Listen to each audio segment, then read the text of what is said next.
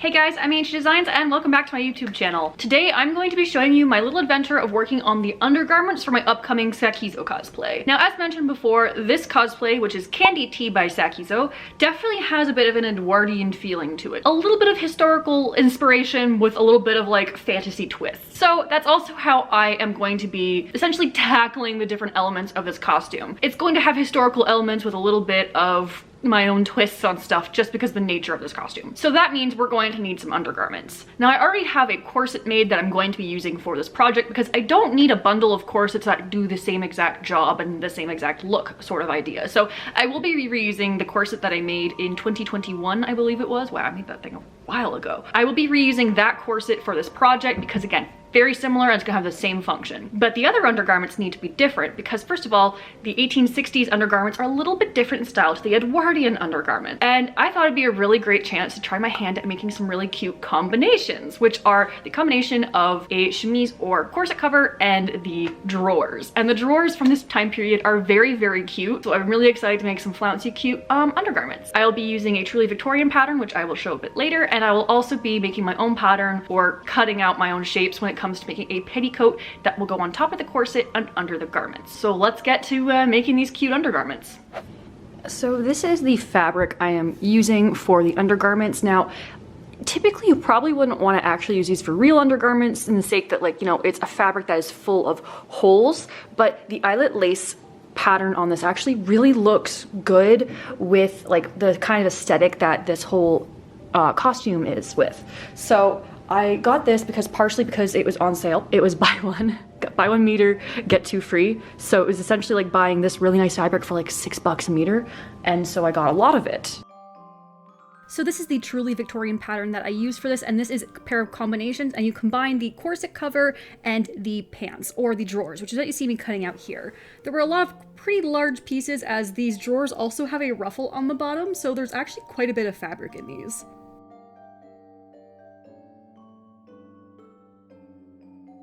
Now, a fun tip if you're ever using patterns that have a lot of sizes on them like this, you can always snip down to your size or the size that you are cutting out and fold under the excess so that you don't have to cut it off, so you can reuse the pattern later on for other sizes, whether you're making something for a friend or letting a friend borrow the pattern. I like doing this to preserve my patterns and so they can be used more than once for more than one person. This was especially done for all of the corset cover pattern pieces. And big oops, I accidentally bought way too much of this fabric. Oops. Now, the first step I always do whenever I am sewing something and I have washed the fabric ahead of time is press the pieces out after I cut them, just to ensure they are the right size and to make sure that my sewing ends up nice and clean with no puckers or wrinkles. The first sewing step is to actually sew the inner leg part of the drawers, and I do this using a French seam. I use a French seam by sewing the wrong sides together and then snipping down the seam allowance with my beautiful Fomore scissors, pressing it inside out again, and then stitching it down again to enclose the raw edge of the fabric. You will notice I do this a lot on this particular piece. The next area to finish is the inside of, I guess, the crotch seam. So I have to make a nice little facing for that, which I press in the seam allowance with my iron.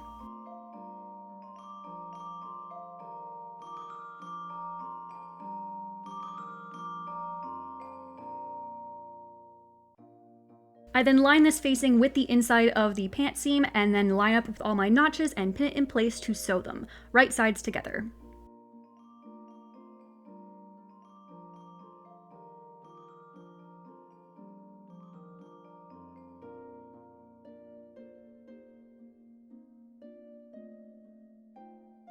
Because the crotch seam is actually really curved, I did have to snip and knot the seam allowance so that it would fold over properly and cleanly.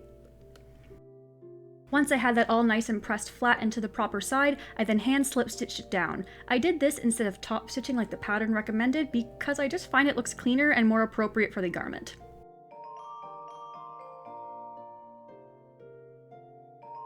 Now, a notable piece of these drawers are the little ruffles at the very bottom.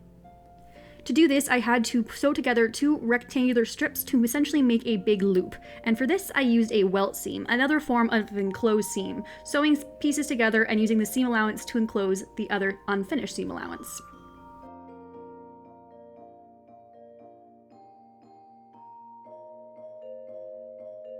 A welt seam is very similar to that of a French seam. The steps are also very similar, but there's a bit of top stitching involved and it's a little bit of a flatter finish, hence why I used it on the ruffle.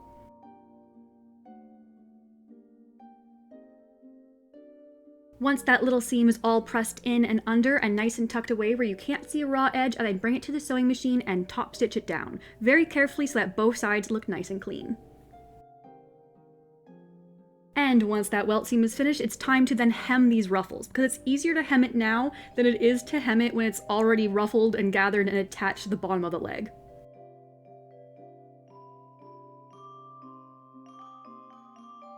And speaking of gathering and ruffling, it's time to actually gather this ruffle to the bottom of the leg. Now you'll see that I am pulling the gathering stitches here, which I did off camera, and then I am going to attach them to the leg with, you guessed it, another French seam, which is actually possible with ruffled seams like this. This works the same way as a fabric that is not ruffled and gathered. It's just a little trickier because you have to work around the ruffles a little bit, but it works really well and still has a nice finished seam. I decided to do mostly French seams on this costume because I didn't really want to use a serger. Such a modern implement just kind of felt out of place for this particular piece. I also just really like French seams. Now that I have two legs, it's time to move on to the corset cover. Now, if you're following along and making this pattern for yourself, I'm actually skipping some of the first steps here in the instructions because this corset cover is not going to have a ruffle. I go right on to the facing pieces, which I first fold over some of the edges that go on the outside, and then I start to attach them into place and pin them into their proper spots. I'm not gonna lie, the instructions at this point were a little bit confusing, but once I figured it out, it made a lot more sense. Sometimes when using Truly Victorian patterns, I find the instructions a little confusing, but that's only because it's not the kind of sewing that I'm used to doing, which is modern sewing. But once those facing pieces were in place, I had to just sew around the entire edge, around the neckline and around the center front, which would be my button placket later down the line. If you are doing this project for yourself, be very careful at this corner and make sure it's a really nice sharp edge, or you might lose up some of your lining up on the other side of this particular corset cover. And just like the facing on the inside of the drawers, you also should snip and clip the inside of your seam allowances here so that curve folds over really nice and clean and everything lays nice and flat. And this is how it looks, all nice and folded over. And for the back, it's basically repeating the same exact thing, just on a much smaller piece, and there's no button placket. There's just one facing along the center back.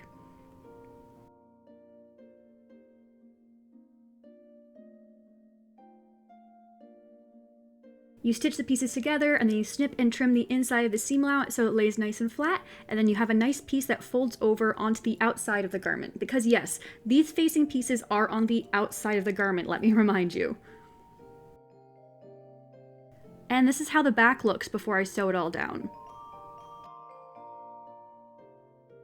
Before sewing down the facings, the shoulders are actually attached first, and then you can move on to actually sewing the facings down in their proper places.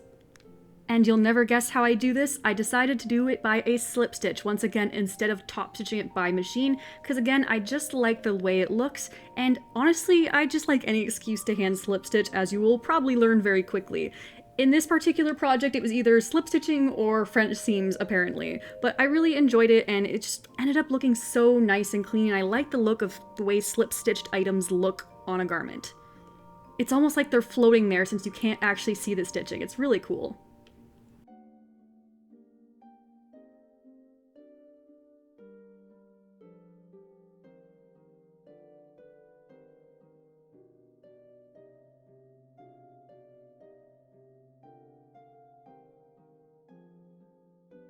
And even though it's a weird point to be doing this, I decided later down the line, after I had the ruffle attached, that I wanted to put some lace on the hem. So I took this lace that I had in the same exact shade of white and attached it to the hems of my drawer ruffles. I am so happy I did this step, and I also ended up hand stitching some lace on the bottom of the facing on the corset cover as well. So I totally forgot to film the process of putting the side seams together on the corset cover, but big shocker, they were French seams once again. And then it was time to put the corset cover to the drawer pieces, and that attached together with a little waistband, which you see me pinning into place here. Basically, I sandwiched the drawers in between two pieces of the waistband, and then I stitched them together. You can kind of see a little bit of that split drawer action right here in this particular shot, but also it's a little off-center, and I apologize for that. And then I attached one part of the waistband to the corset cover, which essentially combined the drawers and the corset cover into a set of combinations. You can really see the piece coming together at this point.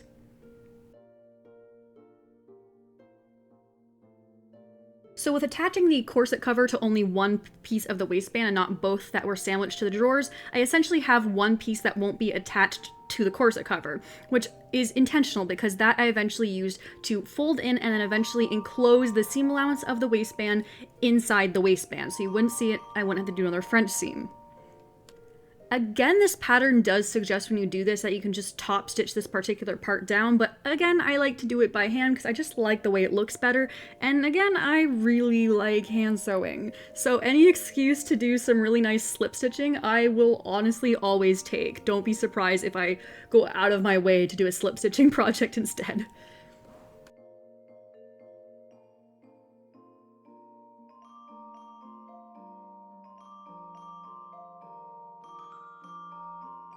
And at that point, the actual combinations are finished. You can kind of see how they go together here with the front open and the crotch open because we only put a facing and didn't attach the crotch seams together. So they are open, which is historically how they were worn.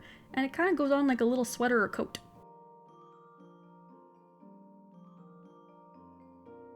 You can also see the lace that I attached at the facing right when it pans up to the top of the corset cover.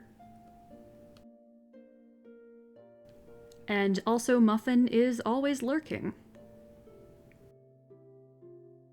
Okay, so now that the combinations are all finished, it's time for me to work on the petticoat that's gonna go on top of the corset. So, petticoat time. The petticoat is all gonna be rectangular pieces, and I've gone ahead and done a ton of math ahead of time to figure out the size of the pieces and the amount of cuts I'm going to need to do. That's not the right costume.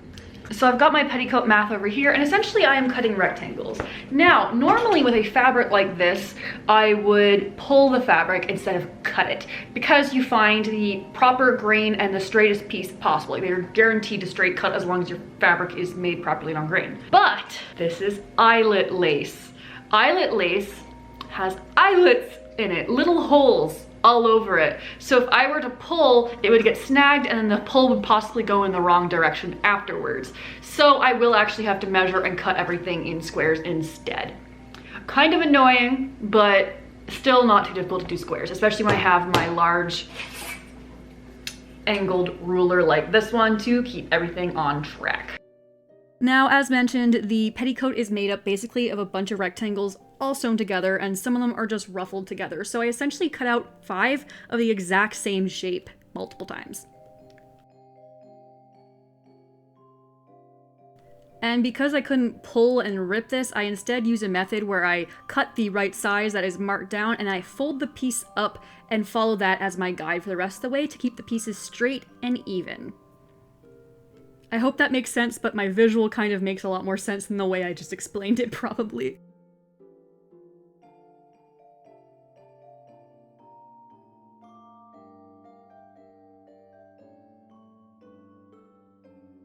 So the first step is, you guessed it, another French seam. Essentially, I am taking these long rectangles and sewing them into multiple loops. One is a bit bigger than the other, and they end up all ruffling into each other eventually, but first I actually have to make them into loops with these French seams.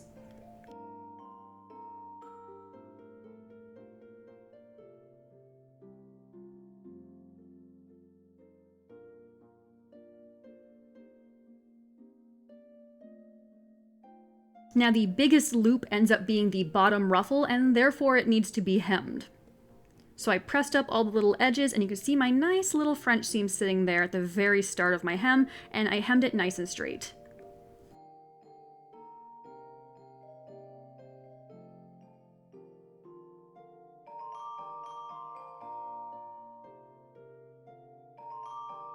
And I had just enough of this lace, so I added the lace trim from the ruffles on the drawers onto the bottom of the petticoat so that they would kind of match when it's all said and done. And honestly, I'm so glad I did. I originally wasn't going to put any of this lace trim on there, but it's just such a little thing and it just adds so much, the whole look, honestly. And I'm really excited. This little touch is what's going to peek out of the bottom of the skirt when I move around in the final costume. It's also so satisfying to put lace on the bottom of a hem.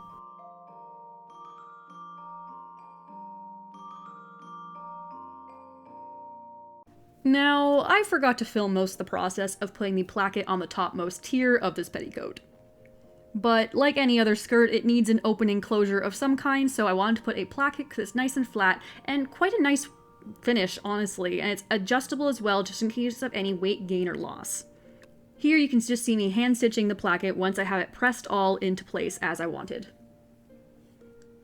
And I used another slip stitch. Shocker. Now both tiers of the petticoat are done. The topmost tier, which is much smaller and has the placket on it, and the much bigger tier, which has the hem and the lace on it. So you can see that this will eventually be ruffled into the smaller one, which makes that nice gathered look of a petticoat. But here you can really see and visualize just the size difference between the two pieces. Off camera, I did 2 rows of basting stitches at the top of the longer loop, and then started to gather and pin it to the top loop. I believe there is 2.7 times the amount of fabric in the bottom loop ruffle into the top one.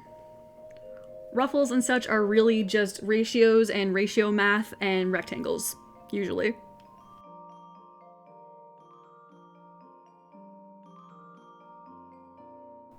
This is one of those points where you can really start to see and visualize how everything's looking together. And also, I am pinning this all wrong sides together, and you will never guess why. That's right, folks, we're doing another ruffled and gathered French seam. I don't know if I'm just obsessed with French seams at this point. I just think they're very satisfying to do, very clean to do, very simple, and they're just an effective way to finish edges, especially when the fabric is this lightweight. I wouldn't want to gather this much fabric with a thicker fabric to make a French seam. It just would be so big and bulky, but this fabric is so lightweight that it actually works so well.